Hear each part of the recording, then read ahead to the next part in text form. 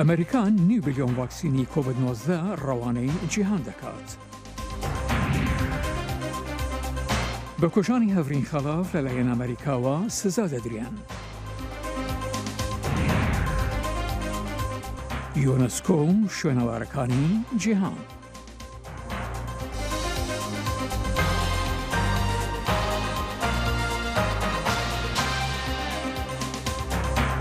تەماشاچی لە خۆشەویستی دەمەتان خۆش لە واشنگتن دیسیەوە خۆشهاتنەوە ڕای بەڕامەی کورد کۆنەکشن. من جان دیلان درودە گەرمتان پێشکەشیان هەینی 30 مانگە هەفتە ساڵە 2021 ئومیدوارم دەمێکی خۆش وەلمان بوونە سەر. سڵاو و ڕێزێن من ساڵح دەمی جەرجیش بووە بینێرن هێژا فەرمو ئەمژێ ئەمریکای دەست پێ بکەن. ئەمریکایە وەکو بەرهەفکەرە ڤاکسینان دەهاتە ناسکردن بەشێکی ژێ ڤاکسینên xwe li cîhanê belav dike. Rêveberiya Biden soz daye ku heta sala bê 9 milyarek derzî li cîhanê belav bike û hin welatan jî danê yekemê wan derziyan wergirtiye. Dawiya hefteya borî welatê Tanzanya 1 milyon vaksînên Johnson & Johnson wergirt û roja çarşemê serokê Tanzanya di nav rêzên pêşînên xelkê de bû ku derzî li xwe xiste. Hefteyekê berê Amerîka bêhtirî 150,000 derziyên Johnson & Johnson li Burkina Faso dan û ji wê re şandin şemiya borî jî Amerîka 3.4 milyon derziyên Moderna dan Ercentînê û Kolombiya ku li Amerîka Başûr hejmarên bilindên koronayê lê têne tomarkirin wê jî vaksîn wergirt. Wezîrê Berevaniya Amerîka Lloyd Austin dibêje Herêma Hindo-Pasifik ew jî girîng ku vaksînan wergire. Di demekê de ku rexnegir pesna Amerîka didin li dor belavkirina vaksînan dibêjen ew hejmar têrê nakin û nikarin dawiyê li pandemiyê bînin. و بەوەتەی توێژەران بەڕامەکانی پێکوتانی دژی هەندێک لە کوشندەترین نەخۆشیەکانی جیهان لە ماوەی 20 ساڵی ڕابردوودا گیانی میلیۆنەهان کەسانی ڕزگار کردووە. بەڵام بەردەوام بوون لە پێشکەوتندا لەلایەن پەتای کۆڤید-19ەوە هەڕەشەی لێ دەکرێت. لێکۆڵێنەوەیەک دەڵێت لە کۆماری دیموکراتیکی کۆنگۆ هەڵمەتێکی پێکوتان دەمەودەست لەو جۆرە پاش بڵاوبوونەوەی نەخۆشی سۆریشە لە ساڵی 2020 گیانی میلیۆنان کەسانی ڕزگار کردووە. لێکۆڵێنەوەکان لە ماوەی دوودەی ڕابردوودا کە سەیری بەرنامەکانی پێکوتانیان لە دەنەخۆشی لە وڵاتانی لە 112 وڵاتی کردووە لە وڵاتانی کەم درامەت و مەمناوەندا بۆیان دەرکەوتووە کە ژیانی 50 میلیۆن کەس کە زۆربەیان مناڵبوونە بە ڤاکسین ڕزگاریان بووە. لە ترکیە پێلەکە نویا کۆڤید-19 لە باژارê Diyarbekirê xistiye û di demekê da ku rojane keysên bêhtir têne ragihandin vaksîn kêmin. Lê helmeteke bi rê ve diçe bi hevrêziya li gel partiyên siyasî da ku ji bo handeriya xelkê bikin ku vaksînê wergirin. Pemnêra me li Diyarbekirê bêhtir zanyarî hene. Pêla nexweşina Covid-19 seranserê Tirkiyê bilind bûye. Li Diyarbekir bajarê duyemînê ku hejmara pêketiyan li vir pir zêde ye. Li hember vê rewşê rêja vaksînê jî li Diyarbekir kêm e. Di gel navçeyan hejmara Diyarbekirê ji milyon û 106,000 bihuriye lê heta niha 640 vê hejmarê vaksîn bûne. Rêxistinên sivîl di hefteya dawî de ji bo gel vaksîn bibe dest bi kampeynên nû kiriye. Her wiha bangewaziyê li gel dikin ku vaksînê bibin ji bo ku bi nexweşînê nekevin û jê nemirin. Yekîtiya Doktorên Amedê bi beşdariya partiyên siyasî weke AKP û HDP her wiha saziyên sivîl civîneke hevpar li dar xist. Serokên Doktorên Amedê Elîf Turan destnîşan kir bajarê Kurdan di rêza dawî daye di aliyê vaksînê da û sedem jî helwesta gele li hember vaksînê ku goh didin gotegotên vala. Kendimizi, sevdiklerimizi ve toplumu korumanın... Rêbaza herî bandoriya parastina cêvakî ji Covidê vaksîne. Werin em rêjeya vaksînê zêde bikin. Xwe û hezkiriyên xwe ji vê nexweşiyê rizgar bikin. Ji vîrusa korona bitirsin, ne ji vaksînê. Vaksîn can e û jiyanê rizgar dike. Şiyar Güldiken serokê Sendikaya Xebatkarên Saxlemiyê ye. Wî jî destnîşan kir ku sal û nîv hemî bangewaziyê wan bê bersiv maye. Bo vî bajarî ji bo vê xelkî di vê pandemiya da em ê çawa pêşî belavbûna vê pandemiyê em ê lê pêşî lê bigirin em براستی هر تنوان نقاشت کن لی اب قاسی مهکیه لباجار من انجام کو ام هاتنه او مرحله کو ام هاتنه براستی ما دخلنا و فکران و گلی ما هر روز هر دقیقه زیادتر جبر بین نخوشیه لنخوشخانه را دزه و مرن چه دبن لی او بالای دکشنه سر که ماسیین سازی و دزگهین سبیل او وزارت سهلمیشی گلی ما زانستی دور کتیم مخابن دنوا جواکی دا گوتا گوت پر زیدنه و گوه ددن وانا یعنی مثلا ام بیجیش که گوتیه دنوا وی نخوشیه دا işte دنوا وی آشیه دا تشتکی هیا دبکو işte ام بیجن ضرر بده انسان یعنی ام بیجن خبرکاری که تندرستی گوتیه پنج سال شونده ام نزانه دنوا ویا دا چه اوی درکده گوه دده ویا و وکی دن تو تشتکی گوهداری ناکه اما لهمبری وی همو زانستی همو بیجیش همو خبرکاری تندرستی دوین ام آشی ببین کو ام آشی نبن اوی دنوا جواکی دا زیادتر ve pandemiye belav bibe cevap goh nedebiye. Tabii ki bugün açıklamamız önemliydi çünkü toplumun Daxuyaniya îro pir girîng bû ji ber ku nûnerên hemî beşên civakê li vir amade bûn. Di nav civakê de dema gotûgotên bê bingeh belav dibin, divê baweriyekê çêkin li beramber van gotûgotên çewt. Ev bi daxuyaniyên fermî ji holê ranabin. Ji bo wê jî rêber nûner û rûspiyên wê civakê di daxuyaniyê de amade bûn. Piştî daxuyaniyê jî nexşa me ew e em ê bikevin nava gel ji bo vaksînê. Divê daxuyanî de cîgirê serokê AKP Amedê jî hebû ku wî jî balê da ser giringiya vaksînê û bang li dengderê xwe kir. ve bilim adamlarının, bilim insanlarının söylediklerini söylüyoruz. Daxuyaniyên zanistan giring in, em jî nûnerên partiyeke siyasî ne.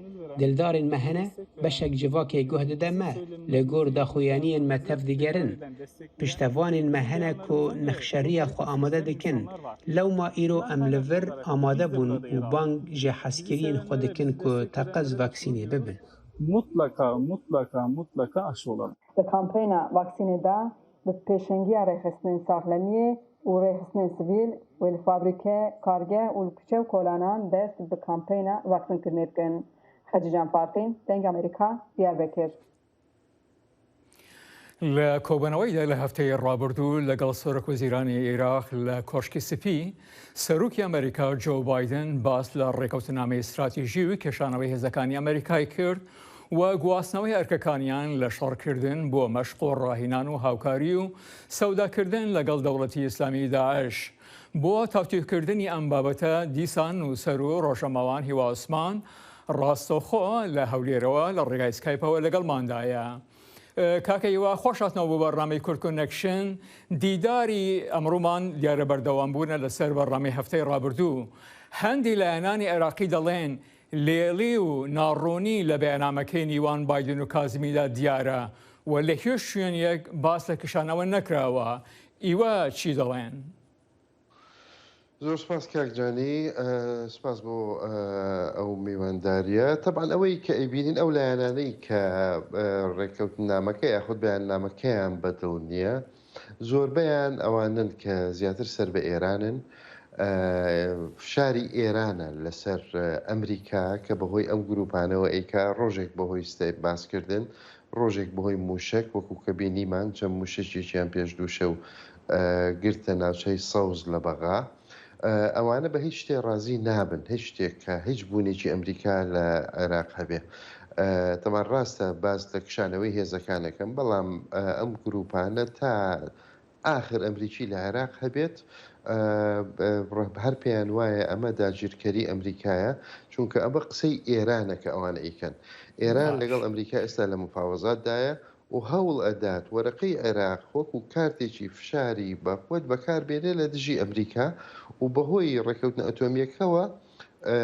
کارتی عێراقیشی دەستکەوێت لەگەڵ ئەمریکا ئەویش کە بینیومان تۆزێک لە هەنێ لە بەیاننامەکان شتی باشی تیا بوو بۆ ئێران بەڕێی من و وتارێکم لەوبارەیەوە نووسی لە هەفتەی ڕابردوو کاکەیوای مەزانین ئەمریکا لە عێراق بەرژەوەندێکی زۆری هەیە و خاوەن گەورەترین باڵویزخانەیە لە جیهان کە بە ئەندازەی شاری ڤاتیکانە.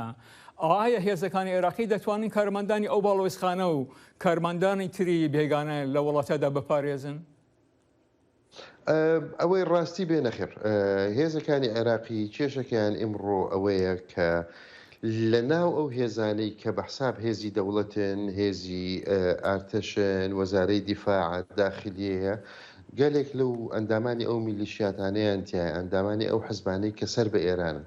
بۆیە ئەگەر ئێران بڕیارێک بدات کە هێرش بکرێتە سەر ئەو شوێنانە، هیچ لەو باوەڕە نیم کە هێزەکانی عێراق بتوانن هیچ شوێنێکی عێراق بپارێزن، بە تایبەتی کە فەرماندەی گشتی هێزە چەکدارەکانی عێراق کە سەرۆکۆزیرانە پیاوێکی زۆر لاوازە، ناتوانێت هیچ شتێک بکات. چەند جارێ بینیمان لە ڕابردوو هەوڵی داوە چەند کەسانێک دەستگیر بکە و بەهۆی ئەم هێزانەی ترەوە نەیانتوانیوە ینی مەجبور بوو کە بەریان بات و بینیتان کە چۆن هێزی ئەو لایەنە میلیشیەکان پەلاماری ناوچەی سەوزیاندا هەمویان داخل بوون، یەک هێزی سەربازی فەرمی عێراقی نەیتوانی بەڕۆڕویان ببێتەوە. ئەوە ناتوانن حکوومەتەکەیان بپارێزن چۆن ئەتەوێ بیانەوێت سەفاری ئەمریکا بپارێزن.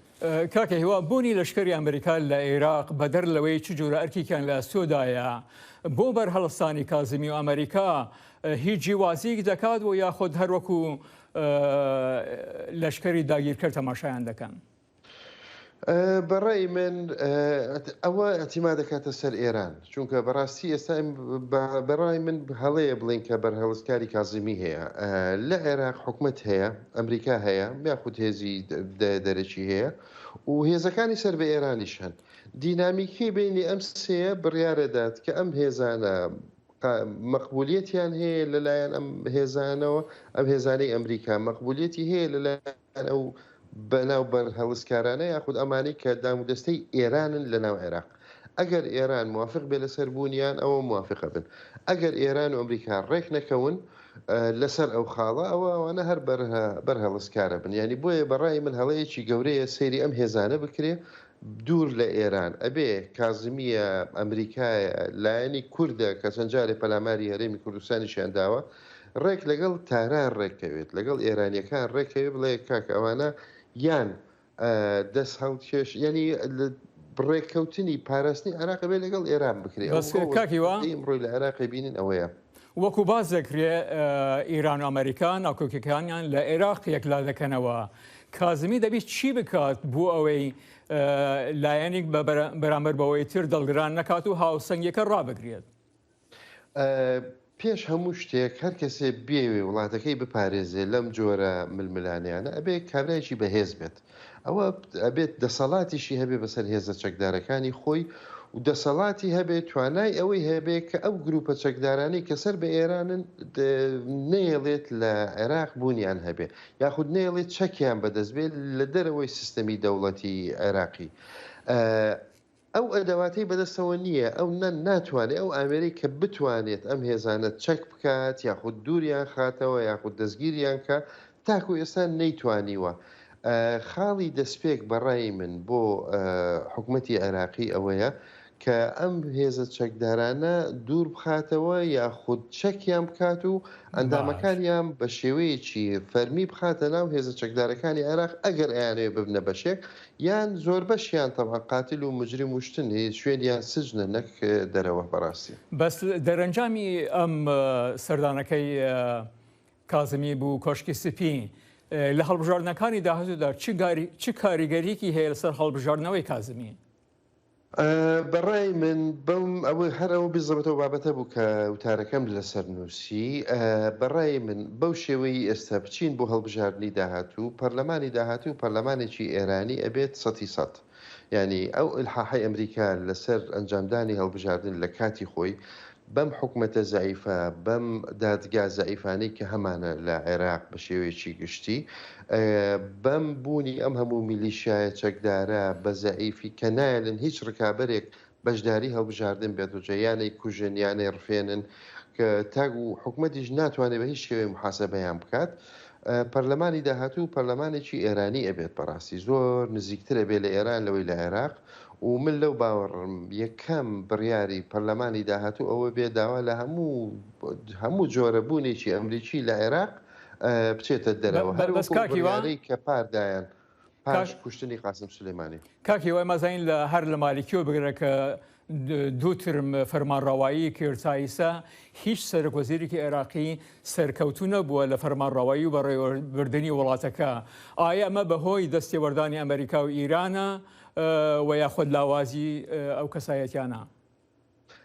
بەڕای من بەهۆی دوو هۆکاری هەیە. لایەکیان شەرت نییە لاوازی کەسەکان بێ بەخەت ئەوەی کە سیستەمی حکومڕانی لە عێراق سیستەمی محاسسەیە.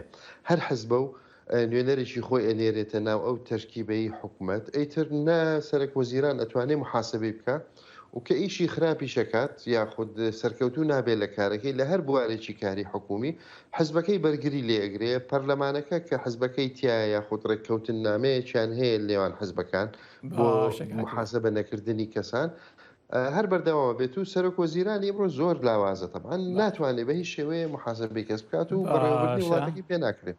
نووسەر و ڕۆژەمەوان هیوا عوسمان زۆر سوپاس. نوێترین هەواڵ و زانیاری خێرایی و متمانە لە فەیسبووکی دەنگی ئەمریکا. بە بەردەوامبوونا گەشتبوونا ئابووریە ئەمریکا را gelek ئەمریکی دixwazin ئۆتۆمبیل و پیکابên nû bikirin. Lê dîtina wan zehmet bûye bi sedema kêmbûna tabloyên elektrînîyên girêdana amûrên otomobîlan ku bi navê chips tên nasîn. Raporta kên Farabo ronî dide ser bandora COVID-19 li ser daxwaz û peydabûna otomobîlan. Li vêna venda Bill Walsh Jr. ya Chicagoyê mişteriyên ku dixwazin otomobîlên nû bikirin rastî parkên vala dibin. Xeltên ji min ra dibêjin hûn baş in ma hûn dest ji kar berdidin? Walsh şîrove dike ku wan dest ji kar bernedaye, tenê bijar kêmin. Me caran ji 140 heta 160 tîyotên nû hebûn. Niha me tenê nihene. Sedema kêmbûna otomobîlên Walsh ew e ku piştî ji nûvegeşbûna aborî daxwaz bêhtir bûye û ev jî vedigere kêmbûna tabloyên kontrolkirina sîstema piraniya otomobîlan ku bi navê chips tê nasîn. Vê yekê hişt ku çêkirina otomobîlan lawaz bibe. Em behsa 35 sedê ji asta xwe ya normal dikin. Di demekê de ku bazar zû geş dibe, çirênînên em xwe pê rabigehînin. Kêmbûna cîhaniya chipsên elektrînî kargehên wek General Motors neçar dike berhemhênana piraniya pîkaban li Amerîka Bakur rawestîne ku di serê firotinên Walsh de ne. Caran me dûra 200 pîkapên GM hebûn. Niha di navbera du navendan da me çaryan pênc hene. Ez bawerim wan pêşbîniya ku daxwaza li ser tiştan nemîne dikir. Di li sesî dibêje kargehên otomobîlan dîrokeke muhafizkar heye û di reaksiyona legirtin û ji karderxistinên di encama pandemiya koronayê de wan pêşbîniya xwe ya kar kêm kir ji ber wan hizir dikir ku daxwaz li ser otomobîlên nû kêm bibe. Wan pêşbîniyên xwe yên derbarê çipsan da kêm kirin û şiyanên xwe xistin cihindin û dema ku daxwaza zûtir pêşbîniyên wan vegeriya êdî tu cih ji sazkirina otomobîlan ra nemabû û vê yekê hişt ku kêmbûn çêbe. Ew dibêje hokareke din e kêmbûnê ew e lawaziya berhemhênana xwecihî. Ez bawerim di 1990 da Amerîka 37 sedê ji şiyanên cîhanî ya çipsan hebû. Îro ew 12 sedê ye. Gelek ji wê çû derve bi taybet welatên Asya. Ev dema herî dijwar e ez dibînim ji dema destpêkirina karê malbatê ve. Li dirêjahiya 29 salan. Walsh zehmetiyan di wergirtina otomobîlan de dibîne û pêşbîniya dawiyeke zû ji krîzê ra nake. Daxiftina bi kargehan ra sînaryoya herî baş ew şeşmehin. Sînaryoya maqûltir ew salek heta 2 salan e. Ew behsa 2023 dikin. Berî ku bikarî seqamgiriyekê di peydabûna otomobîlan da bibînî. Di vê navê de Walsh û wekîlên din li seranserî Amerîka hewl didine ku dahêner bin li gel otomobîlên heyî yan jî yên bihêsanî tên vehewandin. Em bi hemî şiyanên xwe kar dikin ku bi otomobîlên bi kar hatî şûna kêmbûnayên nû dagirin. Cox Automotive ku agahiyên li dor otomobîlên bi kar hatî kom dike radigihîne ku rêjeya nirxên wan li Amerîka meha hizêranê $25,000 derbas kiriye ku tomareke bilind e. ڕۆژی پێنجشەمە لە دادگای هەولێر بە ئامادەبوونی ژمارەیەکی زۆر لە پەرلەمانتاران و پارێزەران و چالاکان و نوێنەرانی ڕێکخراوەکانی نیوخۆی و بێگانە دادگایکردنی هەریەک لە مامۆستا بەدەلبەرواری و ڕۆژەمەنووس ئومێد پەرۆشکی بەڕێوە چوو، بەڵام دادگا بریاریدا کە دانیشتنەکە بۆ ڕۆژی 30 مانگی نۆ دوا بخات بە هۆکاری ئەوەی یەکێک لە گەواهیدارەکان ئامادە نەبوونە، بۆیە دواخرا ئەمەش نیگەرانی لای کەسوکاری ئەو دوو ڕاگیرەوە دروست کردووە و داوای ئازادکردنیان دەکەن. ئەو دوو کەسە بە تاوانی تێکدانی ئاسایشی نیشتمانی و کاری سێخوڕی دادگایی دەکرێن. ڕۆژی دادگایکردنی هەریەک لە مامۆستا بەدەلبەرواری و ڕۆژنەمەنووس ئومێد بەڕۆشکی بوو، بەڵام بەهۆی ئامادەنەبوونی یەکێک لە شاهیدەکان دادگا بڕیاریدا دادگایکردنەکەیان بۆ ڕۆژی 30 مانگی نۆی ئەم ساڵ دوا بخرێت. جلسەی محکمە لە دەستی سەرۆکی دادگایە، سەرۆکی دادگا لێ هەیە تەزیری کە لێ هەیە بەردەوامی بدە بە دۆسێکە تا ئاخریش، بەڵام ئەوڕۆ لەبەر حزور و نەبوون و ئامادەنەبوونی یەکێک لە شاهیدەکانی ئاسایش کە ئاسایش دەبای خۆیان حاضریکەن بەڵام حاضریان نەکردبوو لەبەر ئەو هۆکارە ئامادەنەبوونی یەک لە شایدەکانی ئاسایش جلسەکە تەزیری بە بۆستینەوە و لەگەڵ ئەوەی کە ئەمە تێبینیمانە بوو لەسەر موعیدەکەی، بەڵام دواتریش داواکارێک پێشکەش دەکەین لە بۆ هێنانە پێشی موعیدەکە. ژمارەیەکی زۆر لە کەس و کار و هاوڕێی ئەو دوو گیراوە لە دادگا ئامادە بوون. بڕیاری دواخستنی دانیشتنەکانی دادگا بۆ ڕۆژی 30 مانگی نۆی ئەم ساڵ نیگەرانیەکی زۆری لای ئەوان دروست کرد. کوڕی ڕاگیرا و بەدەلبەرواری باسی لەوە کرد کە زیاتر لە 11 مانگە باوکی خۆی نەبینیوە. و 11 هیو نیوه یه دسته سعی کردی من دو جای دیدیم خوزی من وان هدو جای جاو ندید با چونکو او بدل برواری اوینو که هند بینن نمایه تحدای کمنو که جوی درگاهی بیتا در کس جوانا وینانی هستید نزدیکی 45 کیلو ایهات یخار اوه قطان نینه اوه بلکی تعذیب نینه. لە دانیشتنەکەی دادگادا ژمارەیەکی زۆر لە پەرلەمانتاران و نوێنەرانی ڕێکخراوەکانی نێوخۆیی و بیانی و پارێزەران و چاڵاکان ئامادەبوونیان هەبوو. دیگەل بەشێکی پەرلەمانتارێت هەواڵێت خو ئامادەی دادگەهێ بین بوو چاودێریکردنا ئەvê کەیسا مامۆستا بەدەلبەرواری و ئومێد بەڕۆشکی ما ڕاستی وەکو ئەم لوێرێ مە چاودێری ئەvê کەیسێ کرد هیچ بەڵگەیەک مە نەدید. جێباسە مامۆستا بەدەلبەرواری ڕۆژنەمەنووس ئومێد بەڕۆشکی بە تومەتی هەوڵی تێکدانی ئاسایشی نەتەوەی و کاری سیخوڕی دادگای دەکرێن، بەڵام کەس و کاریان ئەو تومەتانە ڕەت دەکەنەوە و داوای ئازادکردنی ئەم دوو ڕاگیراوە دەکەن. بڕیاری کوتایی دادگاش لەبارەی چارنووسی ئەم دوو کەسە هێشتا نەدراوە و دانیشتنەکان بەردەوامیان هەیە. ئەحمەد جێباری دەنگی ئەمریکا، هەولێر.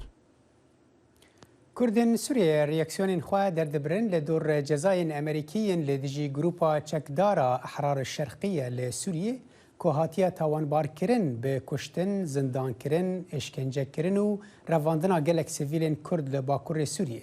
لگور وزارت خزینه امریکا گروپ ده پشت کشتنا سیاستمدارا کرد هفرین خلف دبو. دایکا هفرین خلف جدنگ امریکا را دبیجه او گاوکا باشه لهین پیوستی به جزاین بهتر هیا لدجی گروپین اسلامی لباکور سوریه. روژا چهارشنبه وزارت خزینه امریکا اجبر تاوان دجی سیویلین و زیدگاوین دجی کردین سوریه تولدانی سر خستنا چکدار یا احرار الشرقیه لسوریه. وزارت دارایی داخویانی را گهاندری دا گوت و گروپی دجی سیویلان دناف ده کردین سوریه گلک تاوان پیک آنینه و گلک کشتن نروایی، رواندن و اشکنجه و دزینا مال و ملکن خلقی کرنه. وزارت دازدانین گو یک جی تاوان احرار الشرقیه کشتنا سیاستوانا کرد هفرین خلف بو. خلف سروکا پارتیا سوریا پاشاروج و پارزوان وی دجوتمها 2019 ده به دست وان چکداران هاتبون کشتن. دداخویانیه که پر تایبت دجمو دنگ امریکا دیا هفرین خلف بریارا امریکای دنرخینه. تاني أنا قبل ناكن كو تاني عقوبة داني نسروا جرك بكفن لستا إرهابي ده بكفن لستا إرهابي ده عقوبة إرهابي كوجوا وري خواستن جبر تشتك دجي ما في مروفات يكرن دجي إنسانيات يكرن جبر خواستك وهدف وأرمانجي هفرين خلف یکیتیا گلابی براتیا گلابی نقابا کردا داد نقابا عربا داد نقابا مسیحیه داد نقابا ترکمانا داد یعنی جبو انسانیتی خارو خبات کرد دامشاندن و سیاست مداره که کرد بی نه تنه جنک تنکریه سیاست مداره تنکریه و ما فی انسانیتی بن پیکرنه گرک جبر ولی از دیسا دوباره دبیجم هدينا عقوبة سروا بردانين بكفن لستا إرهاب ده وأك أسيكو وك سلطان مراد وك أردوغان أولا محكمة كرن دادها أوروبا ده تاني هيفي وخاصة من وقت دايكا أفرين خلف أفن كردن سوریه به تایبەتی کۆچبەرن سەرێکانیە و عفرینیên دەربدەر بریارە ئەمریکا پیرۆزکردن زانا عمر دەنگێ ئەمریکا دێرکێ روجا چهارشنبه آژانس نەتەوەیەکی گرتی یا ڕەوشنبیریە یونسکۆ شونوارن The Walsh Slate Landscape و نەقشن کەڤریên رووسی لەگەل 31 جهندن خستن ناو لیستا کەلەپۆرە جیهانی ئاگاهیên بهتر divê raportê de. لە نێوان 33 شوێنگەی نوێدا کە ئاژانسی کولتوری سەربەنەتەوەی گرتوەکانی یونسکۆ ڕۆژی چوارشەمە زیادی کردوتە سەر لیستی کەلەپوری جیهانی دیمەنە سروشتیە بەردەڵانەکانی وەڵز و نەخشە بەردینەکانی رووسیا بوو. ڕێوەڕسمەکەی یونسکۆ بە شێوەیەکی ئۆنلاین میوانداری سەرۆکی لیژنەکە تیان شێوجۆنی کردبوو لەگەڵ پێشکەشکردنی ئەو دیمەنانەی کە نزیکەی لە سەرتاسەری جیهانەوە ئامادەکرابوون. دیمەنی سروشتی سلەید لاندسکەیپ دەکەوێتە باکووری ڕۆژاوای وەڵزەوە لە 6 ناوچەی جیادا دروست بووە کە لە دوای شۆڕەشی پیشەسازی و دروستبوون و بەردەوام کانە بەردینەکان و کانە کانزایەکان بەشێکی گرنگی ئابوووریەکەی بوون.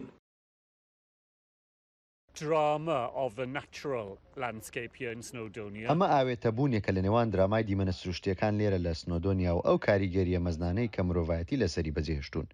بە تایبەتی لە سەردەمی هەڵکۆڵینی تاشە بەردەکاندا لە سەدەی 19 و سەرەتای سەدەی 20دا ئەو کاریگەریە تەواوی لە دەوروبەرتانەوە دیارە. لێرە لە باکووری ڕۆژئاوای وێڵز ئەمە ئەو شتە بوو کە ڕێکخراوی یونسکۆی ڕازی کرد کە پێدانی ناسنامەی شوێنگەری کەلەپوری جیهانی بەم بەشەی باکووری وێڵز کە دەبینیت تێک هەڵبوونی جیهانی سروشتی و جیهانی مرۆڤە و شێوەبەندی کاریگەریان لەسەر یەکتری هەیە. ئەو نەخشە بەردینانە کە دەگەڕێنەوە بۆ نزیکەی 5,000 ساڵ لەمەوبەر کارێکی هوەری مەزنی ژانی سەردەمی بەردینی نوێیە کە بەنێو کەنارا و دوورگەکانی کاریگای باکووری خۆرئاوای رووسیادا بڵاو بوونەتەوە و هەندێکیان دەگەڕێنەوە بۆ نزیکەی 7,000 ساڵ لەمەوبەر. وێنەیەکی هەڵکۆڵراوی کەڵەکێویکی زەبەلاح لە ساڵی 1926 دۆزراوەتەوە کە لەسەر تاوێرە بەردێک دروستکرا بوو لە دەرەوەی شاری بلیمۆرسک لە باکووری ڕۆژاوای رووسیا.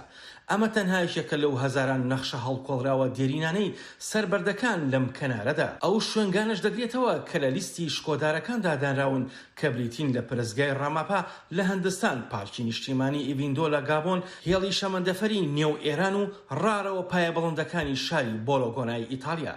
کۆمیتەی کەلەپوری جیهانی یونسکۆ ساڵی ڕابردوو بەهۆی پەتای کۆڤید-19 کۆ نەبوونەوە. کۆبوونەوەکەی ئەم ساڵ پۆلێنکاریەکانی پێشکەشی لیژنەکە کرد بۆ ساڵی 2020 و 2021. بنێرن هێژا کورد کۆنێکشنە ئیرۆ بەداوی هات ئەم بهێوینە تشتێمە پێشکەشگیری بدلێوە بن تا جارە بێ هەر شاد و بەختەوەر بن. بەمینە خۆش.